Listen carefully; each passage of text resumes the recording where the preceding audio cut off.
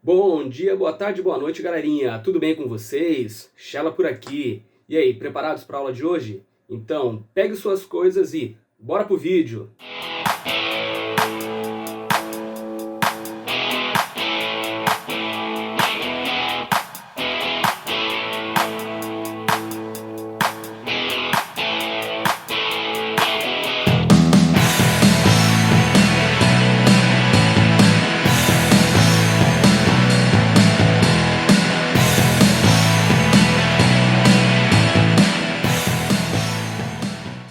E aí, galerinha, tudo bem? Como estão as coisas por aí? Aqui tudo tranquilo, tudo em paz, como sempre, né? Pois bem, vamos dar continuidade, né? Vamos encerrar assim o nosso livro. Nós vamos trabalhar nesta próxima aula a Reforma Protestante, a Reforma Religiosa, conteúdo das aulas 33 e 34, que está na página 321, tudo bem? Depois vou passar as instruções para vocês. Então vamos lá, né? O que foi este contexto, este período da reforma religiosa? É importante entender, como eu sempre falo para vocês, nada acontece na história sem que tenha condições históricas para tal.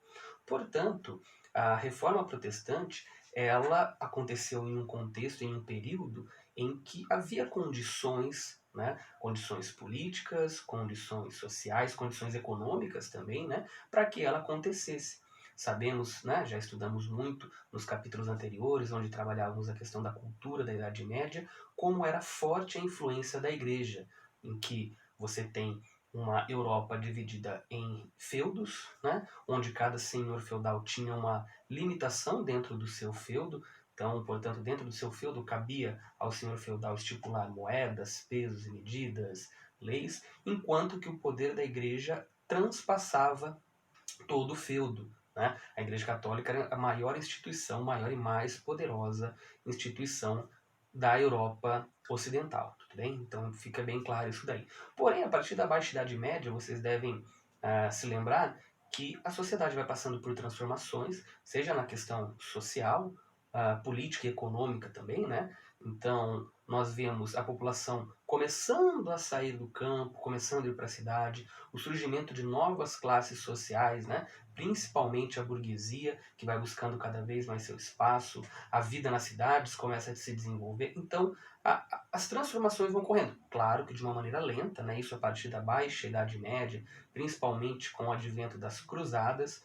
Então, nós temos aí algumas mudanças. E a Igreja Católica, sabemos que, lembrando aqui, fazendo um parênteses aqui nesse nosso momento, que os fatos que nós estamos colocando aqui, que nós estamos se propondo a debater, estamos questionando, apontando fatos da igreja enquanto uma instituição, tá? Não enquanto fé. Aí a fé, cada um tem a sua, a isso a gente não cabe aqui discutir, mas as práticas da igreja enquanto uma instituição, ao meu ver, são totalmente aceitáveis, né? São passíveis de análise, né? Crítica também, elogios quando deve ser feito, mas também de críticas, que é o caso específico aqui.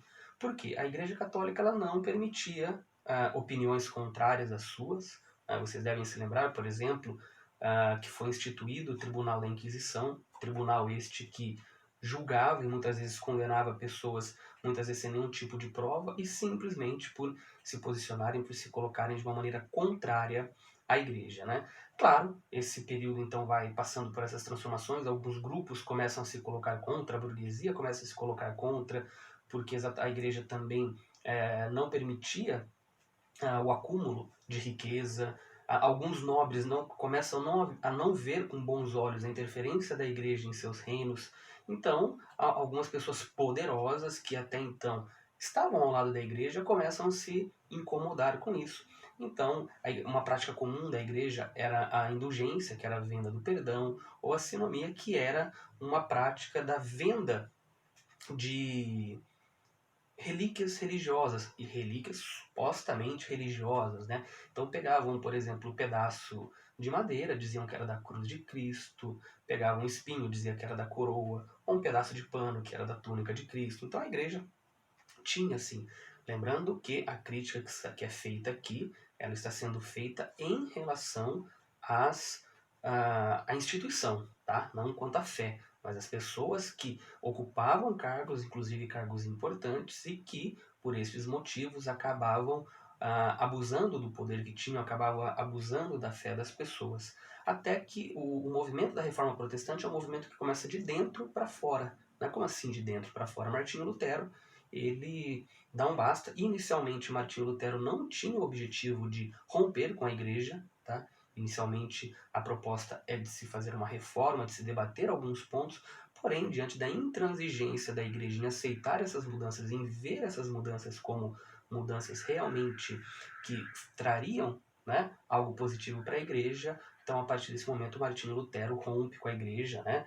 Nós vamos ver, por exemplo, a nossa aula, como que se deu. Martinho Lutero é perseguido, é excomungado depois, tá, da igreja católica. E depois de Martinho Lutero, outros tantos reformadores surgem na Europa, né? Henrique VIII na Inglaterra, Calvino. Então, são vários as denominações religiosas que surgem a partir desse momento da Reforma Protestante de Martinho Lutero. Tudo bem? Então isso é só uma introdução, só para a gente ter uma ideia do panorama, mas isso daí na nossa aula de amanhã a gente vai ver mais a fundo. Bem, turminha? Então eu agradeço a atenção de todos aqui e amanhã a gente se vê. Um abraço, tchau, tchau.